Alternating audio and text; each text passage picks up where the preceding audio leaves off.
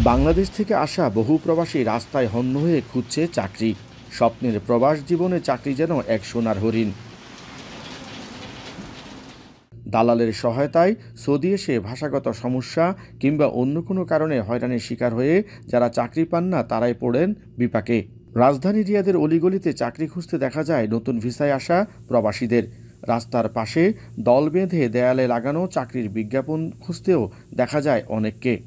বর্তমানে কাজের খুবই সংকট। বর্তমানে অনেক কাজ কম, টাকা বেশিরভাগ পাওয়া যায় না, কাজ পাওয়া যাইতেছে টাকা পাওয়া যাইতেছে না, অনেক সমস্যা। কাজ খুঁজতেছি পাই না, এই গল্লি সেই গল্লি ঘুরতেছি, অনেক কিছু ঘুরতেছি, কাজ পাই না। এখন আমি কি করব নিজেও জানি না। এলো ভিশন মুশকিল আসান অফার। যে কোনো ব্র্যান্ডের পুরনো ফ্রিজ নিয়ে চলে আসুন ভিশন শোরুমে আর নিয়ে যান নতুন ভিশন ফ্রিজ 20% পর্যন্ত ছাড়। দেশের অর্থনৈতিক উন্নয়নের চাকা সচল রাখতে এসব প্রবাসীরা চাকরি খুঁজতে গিয়ে যেমন পড়ছেন বিপাকে, তেমনি দেশে দুশ্চিন্তায় সময় পার করছেন তাদের স্বজনেরাও।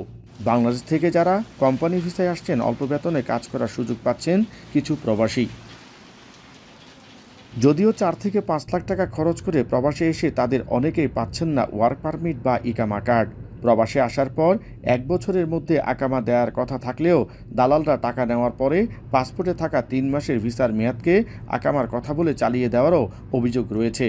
যারা সৌদি আরবে আসতে চান নতুন বিষয়, তারা অবশ্যই হাতের কাজ জেনে বুঝে শুনে তারপরে ওই বিষয়ে আপনারা আসবেন, অন্যথায় আপনারা ক্ষতিগ্রস্ত হবেন।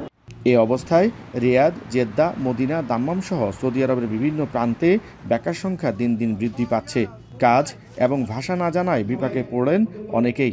শুধু তাই নয়, দেশে থাকতে যে কথা বলে আনা হয় প্রবাসে আসার পর তার সঙ্গে বাস্তবতার কোনো মিল খুঁজে পান না বলেও অভিযোগ বহু প্রবাসীর। এমনকি এসব অভিযোগ নিয়ে দূতাবাসেও যেতে পারেন না আকামা না থাকার কারণে। প্রবাসে নিয়ে আসার পর দালালেরও আর খুঁজে পাওয়া যায় না বলেও জানান ভুক্তভোগী প্রবাসীরা। মোহাম্মদ জাহাঙ্গীর আলম হৃদয়, এখন সৌদি আরব।